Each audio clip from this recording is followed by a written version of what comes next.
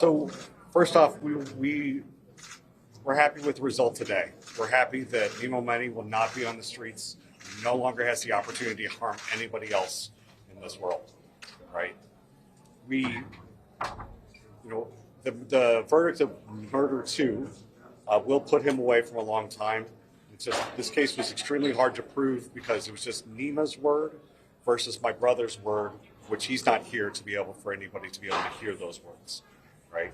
And they were able to get it knocked down to murder two or whatever, but it is what it is. We're extremely thankful to the district attorney's office. We're extremely thankful for the juries. We think justice was done here today. Why do you think the jury decided what it did ultimately?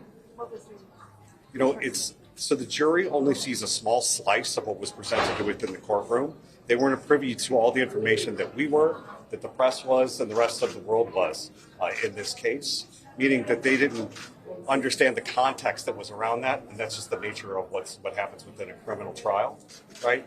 But we know what happened here, right? We think he had the intent to murder. The jury felt like he did not have the intent coming into that situation. But what matters today is that we had a guilty verdict and that Nima Momeni is going away for a very long time. And that us, the family, Bob's kids will not have to see him on the street, right?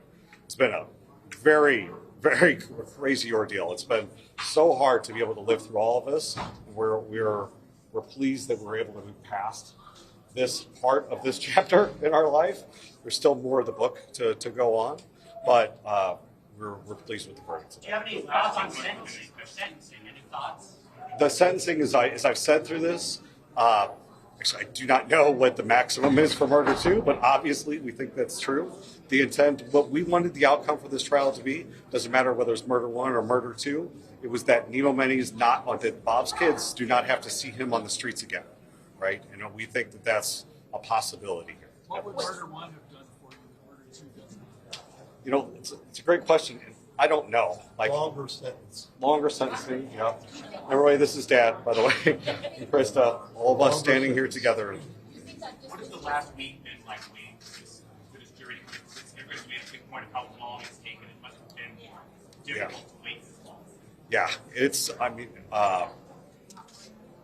this has been one of the most difficult weeks of our lives that was preceded by the next most difficult week of our lives, which was preceded by the next most difficult weeks of our lives, and all the way back for the last 18 months.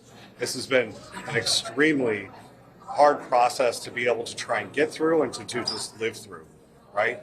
We're happy this part's over, right? And we're happy it's a guilty verdict, and we're very thankful to the jury and the district attorney and the police of San Francisco. Where did your family go from here? What's next for you? So our family tries to start healing from here. And so what's happened over the last 18 months is this has been an open wound with our family, right? And it's been so difficult because just the scrutiny and and just all of the context that has been around this has been extremely hard for us. This marks a point where we know that Nima Momeni now is being held accountable for his actions, and so now we can start healing and trying to come together more as a family to try and not move on from this, because I don't believe that's possible, but at least try and get our lives to a place where it's not something new and horrible every day. How long did you deliberate? You at any point fearful that he would not be accountable? Of course, yeah. It's the nature of a jury trial, right? And that the longer it went on, the more we were pensive about what was going to happen in the room today. And we're glad they came to the right conclusion, and we're glad they took the time to be able to come to that conclusion. Because if they would have rushed and done something else, that would have sucked. Yeah, you can say anything to... What's your message to the... Let me get here and I'll come right back to you, okay? If there's anything you could say to Nima's family or to him directly, what would you like to say? The blood is on their hands. Yeah, The mother, the sister, and the brother-in-law. Our fight is not over yet.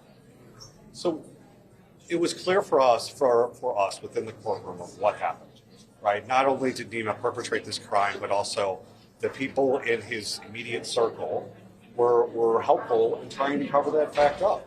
And that helped them to get the charges down to murder two today, right? And so we believe that all of them should feel as guilty as Nima does today, right?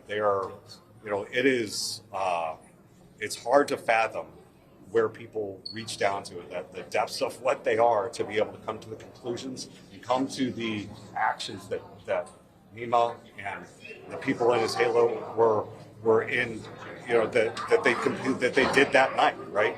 And so, honestly, I don't have anything to say to him directly because I don't think that's worth it, right? And he's going to be in jail for a long time, and he doesn't deserve your attention, and he doesn't deserve mine. Krista, you want to say a little more? Yes, maybe not done. If it wasn't for Kazar's manipulation, drug abuse, and promiscuity, we might still have Bob for his birthday this year. into the mic. No, it's, well, we can do private interviews later. Okay. How will you celebrate Bob's birthday? We're gonna, if you guys hadn't noticed, we had, I think 30, 40 people here today that came in support of Bob, which was awesome to see. So we're gonna spend some time with those people, and we're gonna talk about Bob, and we're gonna have a good day.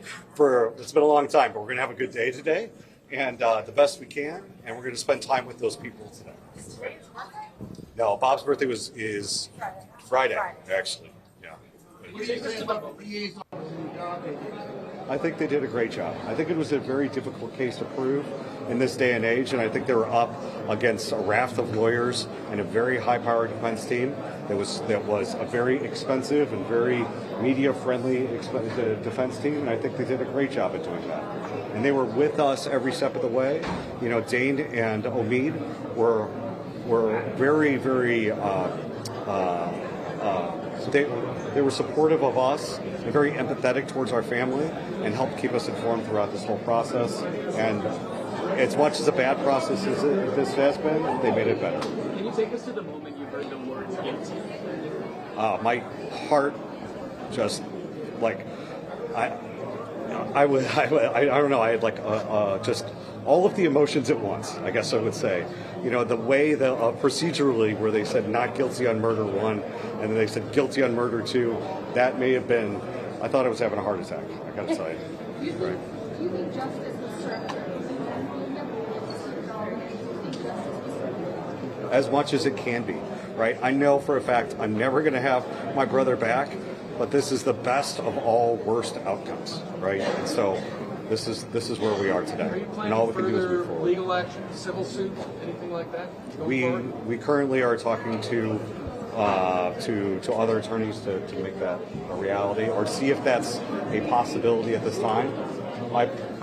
I'm not a lawyer, but we'll take the advice of other lawyers to make that happen.